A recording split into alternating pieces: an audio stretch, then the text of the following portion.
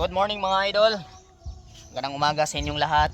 Ayan, may nagtanong sa atin mga idol kung applicable ba or namumunga yung grapes dito sa atin sa part ng Sarangani.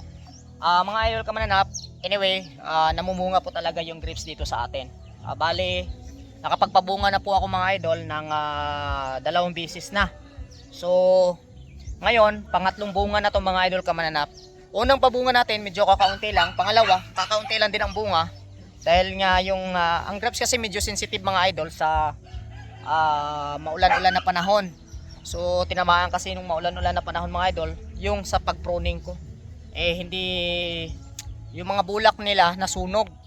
So ngayon, third pruning na naman to mga idol. So susunod na mga sunod na mga buwan, mga either December, third week of December mga idol. Kasi 120 days before maluto or mahinog po yung bunga ng grapes mula pag-pruning.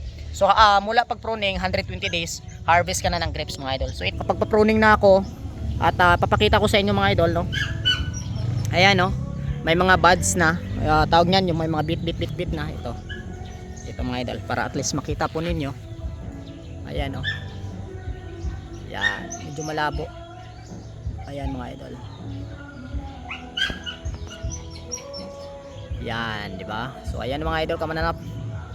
So yun. So nakapag-pruning tayo. Ayan at mostly of the mga idol, yung ating mga itawag nito, yung mga sanga-sanga na yan ay may mga bit na pong bunga or bulaklak. I mean bulaklak pala mga idol, hindi pa bunga. So ayan oh, tulad niyan.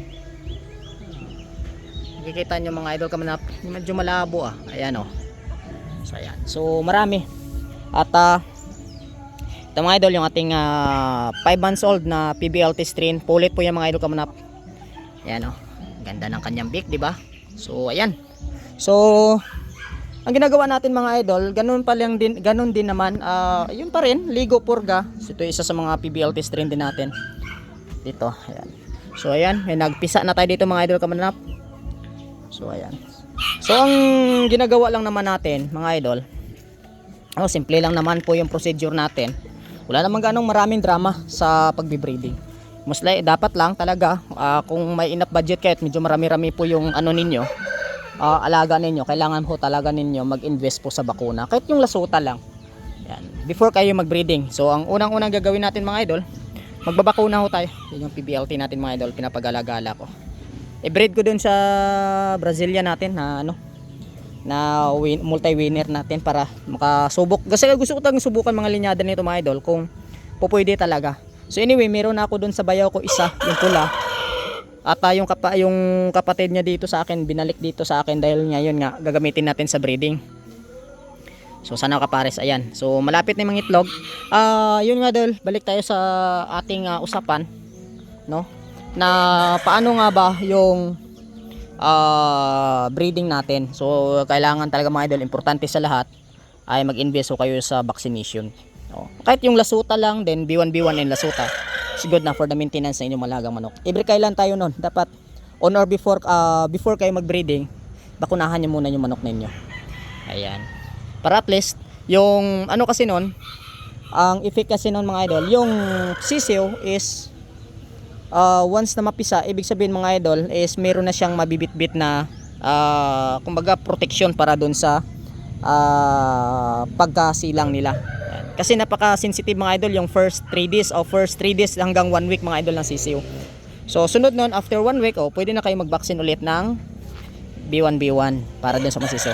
Tapos sa akin, bakuna, ligo, purga, vitamina, and bakuna.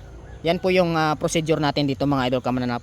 Pumanin mo na mga idol. Dati basurang kasi natin yan dyan tayo nagsusunog. Ayan. So ngayon mga idol,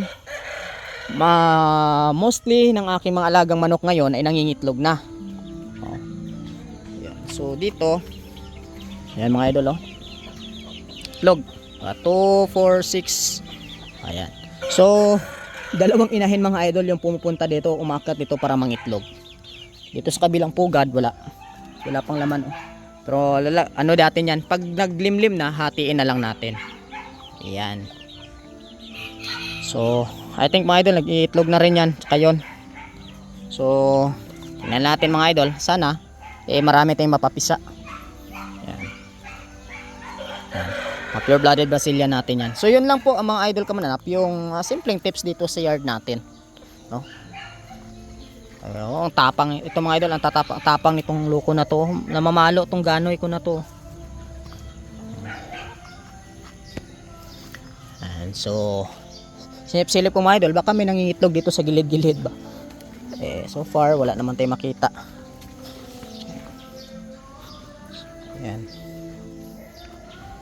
So ito yung kamuti natin before mga idol. So ngayon wala. Habulin talaga ako ng lukong yun, no?